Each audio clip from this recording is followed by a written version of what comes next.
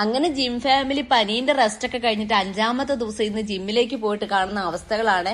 എന്തൊക്കെയോ സംഭവങ്ങൾ ചെയ്യാനുണ്ടായിരുന്നത് ഞാനിങ്ങനെ മറന്നു കേട്ടോ. വയസ്സും പ്രായമൊക്കെ ആയില്ലേ, ഞാൻ അങ്ങോട്ട് മനഃപൂർവ്വം മറക്കാൻ ശ്രമിക്കും കേട്ടോ.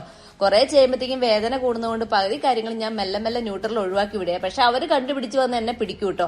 അതുകൊണ്ട് ഞാൻ അവിടെ ഇവിടെയൊക്കെ നോക്കി എന്തൊക്കെയോ ചെയ്തേ. വളഞ്ഞോ തിരിഞ്ഞോ എന്നൊക്കെ പറഞ്ഞു കഴിഞ്ഞപ്പോ എന്റെ മേൽ അനങ്ങുന്നൊന്നും ഉണ്ടായിരുന്നില്ല കേട്ടോ. അങ്ങനെ ഒരു തരത്തിൽ കുറച്ചൊക്കെ പിടിച്ച് വളച്ചും തിരിച്ചും നിവൃത്തിയൊക്കെ വെച്ചു കേട്ടോ. നല്ല റെസ്റ്റ് വേണമെന്ന് ഡോക്ടർ പറഞ്ഞത് കൊണ്ട് എനിക്ക് കുറച്ച് റെസ്റ്റ് തന്നിട്ടുണ്ട് കേട്ടോ. എന്നാലും ഇരുന്നെഴുന്നേക്കാനൊക്കെ പറയുമ്പോൾ എനിക്ക് വലിയ പറ്റുന്നൊന്നും ഉണ്ടായിരുന്നില്ല കേട്ടോ. ഈ ഒരു സംഭവം ചെയ്യുമ്പോഴാണ് എന്റെ ജീവിതത്തിൽ എനിക്ക് ഏറ്റവും കൂടുതൽ ബുദ്ധിമുട്ട് അനുഭവപ്പെടുന്നതായിട്ട് തോന്നുന്നത് കേട്ടോ. എന്തൊക്കെയാ ആവുന്നതെന്ന് എനിക്ക് തന്നെ അറിയത്തില്ലേ.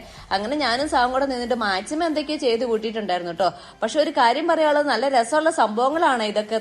എന്നാലും ജിം ഫാമിലി വളരെ ഹാപ്പി ആയിട്ടോ കാര്യങ്ങളൊക്കെ ചെയ്തുകൊണ്ടിരിക്കുന്നത്.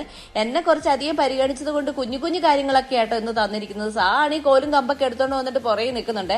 എന്റെ നടുവിലേക്ക് വീഴ്ചിട്ട് എന്നെ കൊന്നേക്കരുതേ എന്ന് പറഞ്ഞു കേട്ടോ. സാ വന്നിട്ട് എന്തൊക്കെയോ പൊക്കവും താത്തവും ഒക്കെ ചെയ്യുന്നുണ്ട്. പിന്നെ ചിറക് വിരുത്തി പശു വറക്കുന്ന പോലെയുള്ള ഏതാണ്ടൊക്കെ ചെയ്തേ. ഞാൻ കുറച്ചേരം സൈക്കിളൊക്കെ ചവിട്ടി വയറൊക്കെ ഒന്ന് കുറയ്ക്കാന്ന് വിചാരിച്ചു.